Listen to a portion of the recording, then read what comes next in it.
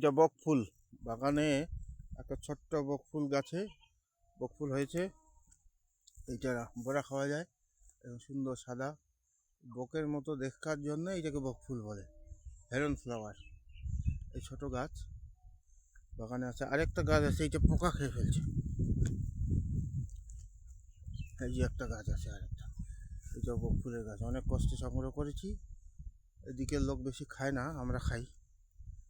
এই যে বকফুলের গাছ, সুন্দর ফুল হয়েছে। এটা ফুটে গেছে, আর এইটা ফুটো ফুটো করছে। এই একটা বকফুলের গাছ, এটা বকফুলের গাছ দেখুন। এটা বেশি দিন হয় না বয়স, ছোট গাছ।